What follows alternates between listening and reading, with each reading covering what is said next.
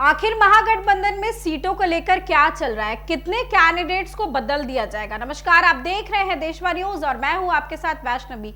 बिहार विधानसभा चुनाव को लेकर सीटों के बंटवारे को लेकर कवायद तेज हो गई और ऐसे में खबर आ रही है कि सीटों को लेकर खींचतान भी हो सकती है। बता दें कि बिहार विधानसभा चुनाव होने वाले हैं इस साल और ऐसे में महागठबंधन अपनी पूरी तैयारी में लगी है। एक तरफ बात करें एनडीए की, तो एनडीए में भी सीट बंटवारे को लेकर कुछ खास बातचीत हुई नहीं है, लेकिन महागठबंधन ने अब पहल कर दी है और महागठबंधन की ओर से सीट के साथ साथ कैंडिडेट्स के नाम भी मांगे जा रहे हैं। तो तेजस्वी यादव जो है वो पूरी तरीके से तैयार है और तमाम पार्टियां भी अब तैयार नजर आ रही हैं। तो कुछ और बैठकें होंगी, एक आध बैठक, उसके बाद सब कुछ क्लियर हो जाएगा। तो आपको बताते हैं कि आखिर सीट्स को लेकर क्या चल रहा है, कितने सारे कैंडिडेट्स को बदल दिया जाएगा, ये भी हम आपको बताएंगे। तो इस खास खबर में बने रहे, जिसमें आप देख सकते हैं कि महागठबंधन में सीट बंटवारे को लेकर आगे क्या कुछ होता है।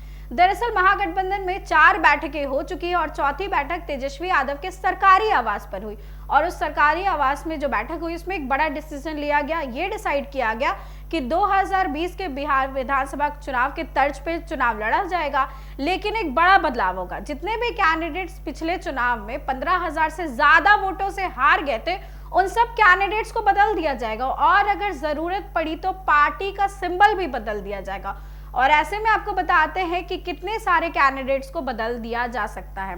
62 कैंडिडेट्स ऐसे हैं जिनको बदल दिया जा सकता है। बता दें कि 2020 के बिहार विधानसभा चुनाव के साथ साथ 2024 के लोकसभा चुनाव का भी विश्लेषण किया जाएगा और सब कुछ चेक किया जाएगा कि आखिर कितने कैंडिडेट्स थे, उन्होंने किस तरीके से परफॉर्म किया, कितने वोट्स मिले और इस बेसिस पे बहुत सारे चेंजेस किए जाएंगे। यानी कि बिहार विधानसभा चुनाव जो होने वाला है उसमें महागठबंधन पूरी तैयारी में है। बहुत सारे आपको चेंजेस देखने को मिलेंगे, नए नए चेहरे सामने आएंगे। तो ऐसे में आपको बता दें कि जिस तरीके से 62 कैंडिडेट्स का परफॉर्मेंस रहा, ज्यादा वोटों पर हार गए हैं, अब उनके ऊपर गाज गिर सकती है। वही आरजेडी के 75 सिटिंग विधायक है, जिसमें से 21 विधायकों का भी टिकट कट सकता है। क्योंकि वजह क्या है?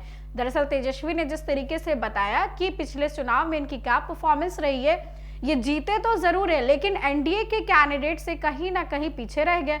अब इसको लेकर के 21 विधायकों को ऐसा कह दिया गया कि या तो परफॉर्मेंस सुधारिए, नहीं तो आपका टिकट काट दिया जाएगा और ये सभी आरजेडी के विधायक हैं। और बात करें कांग्रेस और माले ने अपनी लिस्ट सौंप दी है, यानी कि कितने सीटों पर वो चुनाव लड़ेंगे। कांग्रेस की बात करें तो 70 सीटों पर उन्होंने अपनी लिस्ट सौंपी है। ऐसा बताया गया चौथी बैठक में कि लिस्ट के साथ साथ सीटों के नाम के साथ साथ कैंडिडेट्स के भी नाम चाहिए, लेकिन इस पर ऐतराज जताया है लेफ्ट पार्टीज ने वीआईपी में।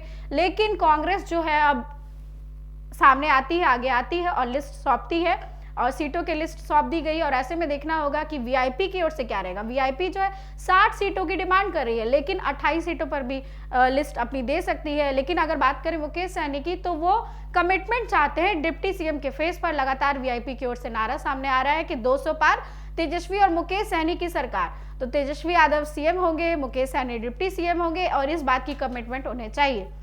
तो ऐसे में देखना है, दिलचस्प होगा कि आगे की बैठक में क्या कुछ सामने आता है। लेकिन आपको बता दें कि 4 बैठकें हो सकती है और चारों में अलग अलग फैसले लिए गए। पहली बैठक में कोऑर्डिनेशन कमेटी का हेड बनाया गया तेजस्वी को। दूसरी बैठक जो हुई उसमें भी कई सारे चेंजेस किए गए, कई सारे डिसीजन लिए गए और ऐसा भी तीसरी चौथी बैठक में कहा गया कि महागठबंधन की उपलब्धियों को जनता के सामने रखेंगे। और अब यह फैसला लिया जा रहा है कि सीटों का लिस्ट दे दे और कैंडिडेट्स का भी नाम दे दे। तेजस्वी ने दूसरी बैठक में यह भी कह दिया था, संकेत दे दिए थे कि सीएम फेस वही होंगे महागठबंधन की ओर से। आगे क्या कुछ होता है वो देखना दिलचस्प होगा। इस खबर में बस इतना ही। आगे की अपडेट्स के लिए देखते रहे देशवा न्यूज।